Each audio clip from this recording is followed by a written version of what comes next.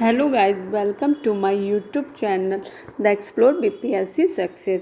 आज हम लोग फिजिक्स में 61 से स्टार्ट करने जा रहे हैं, जो कि 1 से लेके 60 तक क्वेश्चन हो चुके हैं। जिसने नहीं देखा वो जाके देख सकते हैं, ठीक है। और हम लोग आगे बढ़ते हैं अपना 61 क्वेश्चन नंबर पे। तो लेट्स स्टार्ट। हमारा 61 क्वेश्चन नंबर क्या है? तेल दीप की बाती में तेल खालियों के कारण ऊपर चढ़ता है। जो हमारा लैंप होता है उसमें जो बत्ती होती है वो किसके कारण ऊपर चढ़ती है? तो इसका राइट आंसर हमारा क्या होने वाला है? केशिका क्रिया, जो कि ये गलत लिखा हुआ है। इसका क्या होगा? ये केशिका तत्व, ठीक है। केशिका नहीं होगा, मिसप्रिंट हो गया बुक में, केशिका तत्व होगा, ठीक है। आगे नेक्स्ट 62 शांता की इकाई है। शांता की इकाई क्या होगी हमारी? डेका पॉइज। क्या होगी? डेका पॉइज। इसमें भी छोड़ दिया है तो आगे डेका लगा लेंगे, डी। इसका राइट आंसर तो होगा ए। क्या होगा? डेका, डेका आगे पॉइज, ठीक है। शांता की इकाई होगी डेका पॉइज। उत्प्लावनता से संबंधित वैज्ञानिक हैं। उत्प्लावनता से संबंधित वैज्ञानिक कौन थे? हमारे आर्किमिडीज, ठीक है। और महान व्यक्ति आर्किमिडीज संबंधित थे। किससे संबंधित थे? 64 का हमारा राइट आंसर क्या होगा? डी, ग्रीस से, ठीक है। ध्वनि तरंगे की प्रकृति होती है। हमारी ध्वनि जो साउंड वेव्स होती है वो कैसी होती है? अनुप्रस्थ होती है, अनुदैर्घ्य होती है, अप्रगामी होती है, विद्युत चुम्बकीय होती है। क्या होती है हमारी? अनुदैर्घ्य तरंगे होती हैं। हमारी साउंड वेव्स क्या होती हैं? अनुदैर्घ्य तरंगे, ठीक है। बढ़ते हैं नेक्स्ट क्वेश्चन पे। 66 क्वेश्चन पे। हमारा 66 क्वेश्चन नंबर क्या है? अपने उड़ान पथ में अवरोधों की पहचान के लिए चमगादड़ निम्नलिखित तरंगों में से कौन सी एक तरंग का उपयोग करते हैं? ठीक है। इसमें ये है कि जो हमारा चमगादड़ है वो कौन सी साउंड अनुदैर्घ्य करते हैं, अनुदैर्घ्य तरंगे होती हैं, या विद्युत चुम्बकीय तरंगे होती हैं, या पराश्रय तरंगे होती हैं। इस पर मैं कुछ आपको डिफाइन करना चाहूँगी। आप वेव के बारे में जानते हैं। तरंग होता क्या है? तरंगों के द्वारा ऊर्जा का एक स्थान से दूसरे स्थान तक स्थानांतरण होता ही है, तो उसे क्या कहते हैं? वेव्स बोलते हैं। वेव क्या है हमारा? ऊर्जा का एक स्थान से दूसरे स्थान तक जाना, बदलना, स्थानांतरण होना, वेव्स कहलाते हैं। और वेव्स हमारी होती हैं दो, यांत्रिक तरंगे, विद्युत चुम्बकीय तरंगे। और यांत्रिक तरंगे ही हमारी दो होती हैं, अनुप्रस्थ तरंगे, अनुदैर्घ्य तरंगे।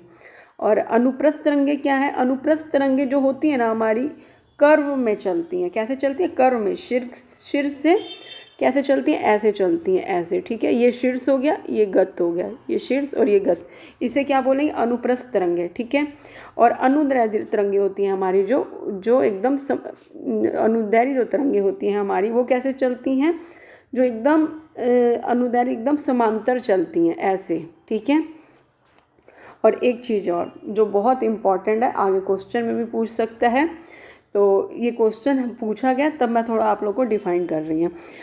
ये अनुदैर्घ्य तरंगे जो होती हैं वो 20,000 कंपन सेकंड के बीच होती हैं, ठीक है। क्या होती हैं? 20,000 कंपन सेकंड के बीच होती हैं। और 20 हर्ट्ज और 20 हर्ट्ज से और 20 हर्ट्ज और 20,000 हर्ट्ज के बीच वाली तरंगों को मनुष्य सुन सकता है। यानी कि 20 हर्ट्ज और 20,000 हर्ट्ज तक हम लोग आदमी, कॉमन आदमी, हम लोग जैसे आदमी सुन सकते हैं। और पशु पक्षी जो होते हैं, वो क्या करते हैं? वो 20,000 हर्ट्ज से ऊपर की तरंगों को नहीं सुन सकते। हम लोग क्या करते हैं? 20 हर्ट्ज और 20,000 हर्ट्ज के बीच की वाली तरंगों को सुन सकते हैं। और जो जानवर होते हैं जैसे कुत्ता, बिल्ली, चमगादड़, वो क्या करते हैं? 20,000 हर्ट्ज से ऊपर की तरंगों को नहीं सुन सकते, ठीक है। और हम लोग 20 से और 20 हर्ट्ज के अंदर में सुन सकते हैं, और 20,000 हर्ट्ज से ऊपर की तरंगों को नहीं सुन सकते। मतलब 20,000 हर्ट्ज से मनुष्य नहीं सुन सकता, उसके बीच में सुन सकता है। लेकिन जानवर क्या होते हैं? सुन सकते हैं। इसमें 20 हर्ट्ज और 20,000 में मनुष्य सुनता है, और 20,000 हर्ट्ज से ऊपर जाता है तो वो जानवर सुनता है। तो यही पूछा है, इस तरंगों को क्या कहते हैं? तो परावर्ष्य तरंगे बोलते हैं। इसका राइट आंसर क्या होने जा रहा है हमारा? 66 का सी। ठीक है, ये क्वेश्चन VVI है, देख लो आप लोग, इसीलिए मैंने थोड़ा आप लोग को डिफाइंड किया, थोड़ा टाइम लिया आप लोग का। तो यही इसका होगा। यदि आपने उड़ान पथ में अवरोधकों की पहचान के लिए चमगादड़ निम्नलिखित तरंगों में से कौन सी एक तरंग का उपयोग करता है? तो इस क्या अभी मैंने बताया था, जो जानवर होते हैं वो 20,000 हर्ट्ज से 20,000 हर्ट्ज से ऊपर की तरंग को सुन लेते हैं आराम से, और हम लोग 20 हर्ट्ज और 20,000 हर्ट्ज के बीच में सुनते हैं। ठीक है, और जानवर होते हैं 20,000 हर्ट्ज से ऊपर जाता है तो ये लोग सुनते हैं, जैसे कुत्ता, बिल्ली, चमगादड़। ठीक है, तो ये कौन सी तरंगे उपयोग करते हैं? परावर्ष तरंगे। ठीक है, बढ़ते हैं 67 क्वेश्चन नंबर पे। परावर्ष में ध्वनियाँ हैं जिनकी आवृत्ति होती है, अभी मैंने बताया कितना, 20,000 हर्ट्ज से अधिक। ये 20,000 हर्ट्ज से ऊपर जाएगा तो जानवर सुनते हैं, और हम लोग 20 हर्ट्ज से लेकर 20,000 के बीच में सुनते हैं। ध्वनि तरंगे हैं, ध्वनि तरंगे हमारी क्या हैं? 68 का क्या आंसर होने जा रहा है हमारा? ध्वनि तरंगे क्या है हमारी? 68 का क्या आंसर होगा? ए, लंबवत। यानी कि ध्वनि तरंगे हमारी क्या है? अनुदैर्घ्य तरंगे। अभी बताया था ना मैंने, क्या है हमारी? अनुदैर्घ्य तरंगे जो लंबवत होती है। ठीक है, एक सेकेंड वेट, कहीं मैं मिस्टेक तो नहीं कर रही? हाँ, अनुदैर्घ्य तरंगे, ठीक है, जो लंबवत होती है शीर्ष से गर्त तक। हाँ, श्रव्य परिसर में ध्वनि तरंगे की आवृत्ति क्या होती है? अभी जो मैंने बताया 20 हर्ट्ज से 20,000 हर्ट्ज के बीच में, यानी कि सुनने की ध्वनि जो हम लोग सुन सकते हैं 20 से 20,000 हर्ट्ज के बीच में, और 20,000 से ऊपर जाता है तो जानवर सुनते हैं, जैसे चमगादड़, कुत्ता, बिल्ली। और ये कौन सी तरंगे कहलाती है? पराश्रव्य तरंगे। ठीक है, बढ़ते हैं 70 नंबर क्वेश्चन पे। 70 नंबर हमारा क्वेश्चन क्या है? वायु में ध्वनि की चाल 332 मीटर पर सेकंड होती है। यदि दाब बढ़ाकर 2 गुना कर दिया जाए, ध्वनि की चाल क्या होगी? तो चाल का फॉर्मूला लगा के आप लोग निकाल लेंगे तो आपका राइट आंसर आ जाएगा। ठीक है, तो वैसे भी ध्वनि में चाल, साउंड में चाल कितनी होती है? 332 ही होती है। ठीक है, बढ़ते हैं 71 पे। ध्वनि की चाल अधिकतम होती है, ये भी VVI इम्पॉर्टेंट क्वेश्चन है, आप लोग देख लीजिएगा। ध्वनि की चाल सबसे ज़्यादा किस में होती है? इस्पात में। वायु में ध्वनि का वेग लगभग होता है, कितना होता है? अभी मैंने बताया 3, ये भी IMP क्वेश्चन है, इसका राइट आंसर होगा ए, 330 से 332 के बीच में, लिखा नहीं रहा। ठीक है, आगे 73। 100 डेसिबल का शोर स्तर निम्न में से किसके संगत होता है? 100 डेसिबल अगर ध्वनि अगर है तो वो किसको करेगी? ठीक सुनी जा सकने वाली ध्वनि, साधारण वार्तालाप, गली में शोरगुल की आवाज़, किसी मशीन की दुकान में आने वाला शोरगुल। तो इसका राइट आंसर होगा डी। मैं आपको कुछ इम्पॉर्टेंट चीज़ बताना चाहती हूँ। मनुष्य कितनी ध्वनि पे सुनता है, कितनी ध्वनि बोल सकता है, इसका मैं आपको थोड़ा सा बता देती हूँ, जो हमेशा एग्जाम में पूछा जाता है। ठीक है, देखिए, अगर हम लोग साधारण बातचीत करते हैं, बातचीत करने का क्या होगा? वार्तालाप कितना होता है? 30 नहीं हो पा रहा, साधारण वार्तालाप कितना होता है? 30 to 40। ठीक है, और मतलब जैसे हम लोग किसी से बात करते हैं तो हमारा कितना साउंड डेसिबल कितना होना चाहिए? 30 से 40। और किसी जैसे कि ऑर्केस्ट्रा हो गया, मशीन से दुकान से आने वाला शोरगुल हो गया, कोई ज़्यादा साउंड होगा तो वो कितना होगा? 100 डेसिबल। ठीक है, और मोटरसाइकिल का कितना होगा? 110, और मोटरसाइकिल का 110 होता है। ये सब क्वेश्चन पूछ सकते हैं। ठीक है, तो आप 3-4 मेन चीज़ याद कर लीजिए।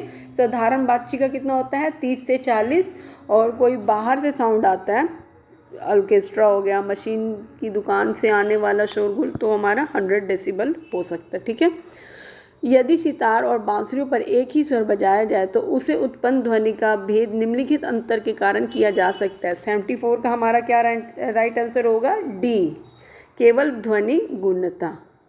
ठीक है, बढ़ते हैं नेक्स्ट क्वेश्चन पे। 75 नंबर, हमारा 75 नंबर क्या है? एक जेट वायुयान 2 मार्च के वेग में हवा में उड़ रहा है। जब ध्वनि का वेग 332 मीटर पर सेकंड वायुयान की चाल कितनी होगी? तो चाल का फॉर्मूला निकाल के उसका हम लोग निकाल सकते हैं, जिसका राइट आंसर मैं आपको बता देती हूँ। 75 का होगा डी। ठीक है, आप लोग निकाल लीजिएगा। नेक्स्ट 76, डेसिबल इकाई का प्रयोग किया जाता है। किस में उपयोग किया जाता है? डेसिबल को हम लोग मेजरमेंट करते हैं सी, ध्वनि की तीव्रता के लिए। 77, ध्वनि तरंगे किसके कारण प्रतिध्वनि उत्पन्न करते हैं? किसके कारण करते हैं? 77 का हमारा राइट आंसर होगा सी, परावर्तन के कारण। ठीक है, सोनार अधिकांश प्रयोग में लाया जाता है। वीवीआई क्वेश्चन है, यूपीएससी में पूछा भी गया है। सोनार क्या है हमारा क्वेश्चन? वेट, सोनार अधिकांश प्रयोग में लाया जाता है। तो 78 का हमारा क्या आंसर होगा? डॉक्टरों द्वारा। ठीक है, याद रखना, सोनार से कहीं आप लोग वो मत लगा देना। ठीक है, तो 78 का क्या होगा? सॉरी, डी होगा, डी। मैंने लगाना था क्या तो लगा दिया क्या। 78 का क्या होगा? डी, नो संचालकों द्वारा। ठीक है, किसी ध्वनि स्रोत की आवृत्ति में होने वाले उतार चढ़ाव को कहते हैं। किसी ध्वनि के स्रोत की आवृत्ति में होने वाले, मतलब कोई साउंड की आवृत्ति में उतार चढ़ाव हो रहा है तो उसे क्या कहते हैं? डॉपलर का प्रभाव। ठीक है, पास आती हुई रेलगाड़ी की सीटी की आवृत्ति तीक्ष्णता बढ़ती जाती है। ऐसी किस परिघटना के कारण होता है? जैसे कोई ट्रेन आ रही है तो उसकी आवृत्ति बढ़ रही है, घट रही है, तो उसे क्या बोलेंगे? तो 80 का हमारा राइट आंसर होगा बी, डॉपलर के प्रभाव द्वारा। ठीक है, केल्विन मान में मनुष्य शरीर का सामान्य ताप, अगर केल्विन, याद रखना, ठीक है, आईएएस जिसको बनना वो देख ले, आईएएस में पूछा गया ये एग्जाम 1995 में। अगर आप लोग केल्विन में टेम्परेचर देख रहे हैं तो केल्विन में याद रखना, ऐसे नॉर्मल टेम्परेचर आदमी का, मनुष्य का कितना होता है? अगर फ़ारेनहाइट में देखा जाए तो 98 डिग्री फ़ारेनहाइट होता है फ़ारेनहाइट में। अगर केल्विन में देखा जाए, अगर केल्विन में देखेंगे तो 310 होगा, और अगर नॉर्मल टेम्परेचर देखें तो 37 डिग्री सेल्सियस होगा। याद रखना आप लोग। ठीक है, केल्विन में पूछा है तो क्या होगा? 310। ठीक है, और अभी क्वेश्चन आएगा इस पे। और 81 का क्या लगाया था मैंने? 110। ठीक है, केल्विन में पूछा, ये किस में पूछा? केल्विन में। ठीक है, किसी तापमान होने पर पाठ्यक्रम सेल्सियस और फ़ारेनहाइट तापमापियों में एक ही होंगे। 82 का क्या आंसर होगा हमारा? ए, 82 का ए, -40 डिग्री। न्यूनतम संभवतः ताप है, न्यूनतम सबसे कम न्यूनतम संभवतः ताप है -273 डिग्री सेल्सियस। 83 का ए। किसी, देखिए क्वेश्चन आ गया ना, क्वेश्चन आ गया वही, किसी मनुष्य के शरीर का समान तापक्रम। देखिए ये सारा पूछा फ़ारेनहाइट में, सेल्सियस में, तो अब देखेंगे सेल्सियस में तो होगा नहीं, सेल्सियस में आता है तो अगर सेल्सियस में पूछेगा तो 37 डिग्री होगा, अगर फ़ारेनहाइट में पूछेगा तो कितना होता है? 98 डिग्री फ़ारेनहाइट। मैंने अभी आपको बताया किसी मनुष्य का समान तापक्रम, तो सेल्सियस में दिया तो सेल्सियस में कितना होता है? 37 डिग्री, और यानी कि फ़ारेनहाइट में दिया तो फ़ारेनहाइट में यही हमारा राइट आंसर निकलता है 98 डिग्री फ़ारेनहाइट। ठीक है, स्पेस नहीं है, नहीं तो मैं बता देती आप लोग को क्या है, एक बार फिर से मैं बताती हूँ। अगर केल्विन में पूछेगा तो 310, ठीक है, अगर केल्विन में पूछेगा टेम्परेचर मनुष्य का तो 310, अगर फ़ारेनहाइट में पूछेगा तो 98 डिग्री फ़ारेनहाइट, अगर सामान्य ताप होता है मनुष्य का तो 37 डिग्री सेल्सियस। ठीक है, अगर एक, देखिए फिर क्वेश्चन पूछ दिया, एक स्वस्थ मनुष्य के शरीर का ताप कितना होता है? देखिए पूछ दिया ना, कितना होगा हमारा? अभी मैंने बताया 37 डिग्री सेल्सियस। 86 ठंड के दिनों में लोहे के टुकड़े, ये वीवीआई क्वेश्चन है ये भी। ठंड के दिनों में लोहे के गुटके और लकड़ी के गुटके के प्रातःकाल छुए तो लोहे के गुटका ज़्यादा ठंडा लगता है, क्योंकि इसका राइट आंसर, ये तो आप लोगों ने पढ़ा होगा छोटी क्लास में 9 या 10 क्लास में। 86 का क्या होगा आंसर? डी। लकड़ी की तुलना में लोहा ऊष्मा का अच्छा चालक है। लकड़ी की तुलना में लोहा ऊष्मा का अच्छा चालक है। देखिए बीपीएससी में पूछा गया। ओके, बढ़ते हैं आगे। आणविक संचलन के द्वारा ऊष्मा का संचरण क्या कहलाता है? 87 का हमारा राइट आंसर क्या होगा? बी, संवहन। क्या होगा? संवहन। निम्नलिखित द्रवों में कौन सा ऊष्मा का बहुत अच्छा चालक है? देखिए यूपीएससी में पूछा गया है। 88 का क्या होगा हमारा? ए, पारा। ऊष्मा का बहुत अच्छा चालक है, क्या होगा? पारा। ठीक है, ऊष्मा का बहुत अच्छा चालक है कौन सा है हमारा? पारा। पानी भी है, ईथर भी है, बेंजीन है। पानी होगा नहीं, ईथर उड़ जाता है, बेंजीन भी नहीं होगा, तो क्या होगा हमारा? पारा। ठीक है, बढ़ते हैं 89 क्वेश्चन पे। समान मोटाई के कपड़ों की 2 परतें उसके 2 गुना मोटाई के कपड़ों की एक परत से अधिक उष्ण आवरण प्रदान करती है, तो इसका क्या कारण होगा? इसका क्या कारण होगा?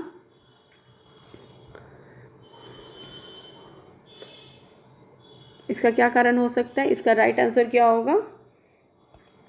एक मिनट, इसका राइट आंसर क्या होगा 89 का? 89 का राइट आंसर हमारा होगा ए, दोनों परतों के बीच में समफुटिक वायु के कारण। ठीक है, बढ़ते हैं आगे क्वेश्चन पे। ग्रीष्म काल में हमें सफ़ेद वस्त्र धारण करने की सलाह दी जाती है, क्यों? वे भद्र दिखते हैं, उन्हें दूर से भी देखा जा सकता है, सफ़ेद वस्त्र ताप कम अवशोषण करते हैं, एक परंपरा है। क्या होगा इसका राइट आंसर? सी, सफ़ेद वस्त्र ताप कम अवशोषण करते हैं। ठीक है, आगे 91 क्वेश्चन नंबर पे। 91 क्वेश्चन क्या है? न्यून तापमानों का अनुप्रयोग किया जाता है, किस में किया जाता है? इसका राइट आंसर होगा डी। एक मिनट, इसका राइट आंसर होगा 91 का है ना, 91 का हमारा राइट आंसर होगा डी। ठीक है, अंतरिक्ष यात्रा और चुंबकीय पोथापन व दूरमति में आईएएस में पूछा गया।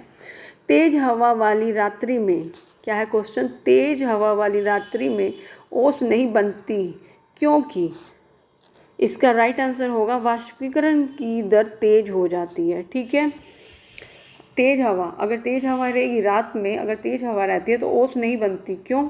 वाष्पीकरण की दर तेज हो जाती है, क्योंकि हवा इतनी स्पीड में होती है ना, जिसके चलते वाष्पीकरण की दर तेज हो जाती है। और नेक्स्ट जो क्वेश्चन है वो बहुत ही इम्पॉर्टेंट है। ठीक है, क्या है? बहुत ही इम्पॉर्टेंट है, आप लोग ध्यान से सुनिए।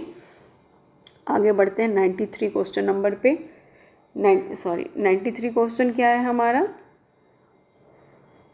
93 क्वेश्चन क्या है? ठोस कपूर वाष्प बनाने की प्रक्रिया को क्या कहते हैं? जैसे हम लोग कपूर लेते हैं, देखते हैं थोड़ा सा हवा में आता है तो वो उड़ जाता है, उस प्रक्रिया को क्या कहते हैं? 93 का हमारा राइट आंसर होगा ऊर्ध्वपातन। क्या होगा? ऊर्ध्वपातन। ठीक है, आईएमपी क्वेश्चन है। ठीक है, यूपीएससी में पूछा भी है। 94 क्वेश्चन नंबर कहाँ थे? 94 क्वेश्चन नंबर पे ना, कि मनुष्य आर्द्रता से परेशानी महसूस करता है, इसका निम्न में से उपयुक्त कारण क्या है? इसका क्या आंसर होगा? मतलब मनुष्य आर्द्रता से अधिक परेशान है। एक मिनट, थोड़ा, हाँ क्लीन हो गया। 94 नंबर, 94 में क्या पूछ रहा है? मनुष्य आर्द्रता से परेशानी महसूस करता है, इसका निम्न में से उपयुक्त कारण क्या होगा? इसका राइट आंसर क्या होगा हमारा? पसीना आर्द्रता के कारण वाष्पित नहीं होता। आप देखते होंगे अगर मनुष्य में आर्द्रता किसको कहते हैं? नमी से परेशानी महसूस करता है, यानी कि अब मनुष्य को नमी कब आती है? जब पसीना आता है। ऑब्वियसली इसका निम्न में से उपयुक्त कारण क्या है? अधिक पसीना आना, कम पसीना आना। इसका होगा राइट आंसर सी, पसीना का आर्द्रता के कारण वाष्पित नहीं होना, इसीलिए ना वो परेशान होता। अगर वाष्प हो जाता तो हम लोग को गर्मी नहीं लगती है ना। तो ये देखिए बीपीएससी में पूछा गया। ये भी IMP लगा लो। किसी द्रव का उसके क्वथनांक से पूर्व उसके वाष्प में बदलने की प्रक्रिया को क्या कहते हैं? देखिए कितना इजी क्वेश्चन है। 95 का A होगा, वाष्पीकरण, है ना। कितना इजी क्वेश्चन है। क्वथनांक के पूर्व वाष्प में बदलने की प्रक्रिया को वाष्पीकरण कहते हैं। पहाड़ों पर पानी निम्नलिखित तापमान पर उबलने लगता है। ये भी बहुत IMP क्वेश्चन है। पहाड़ों पर निम्नलिखित तापमान पर पानी उबलने लगता है 100 डिग्री सेल्सियस से कम पे, याद रखना, कम पे उबलने लगता है। कहाँ पे? पहाड़ों पे, ठीक है। बढ़ते हैं 97 क्वेश्चन नंबर। 97 क्वेश्चन नंबर हमारा क्या है? भाप में हाथ अधिक जलता है अपेक्षाकृत जलते जल से नहीं, क्यों? ये भी अच्छा क्वेश्चन। भाप से आप देखते हैं कि अगर हम लोग जब पानी गर्म करते हैं तो थोड़ी सी भाप लगती है तो हाथ ज़्यादा जल जाता है, क्यों?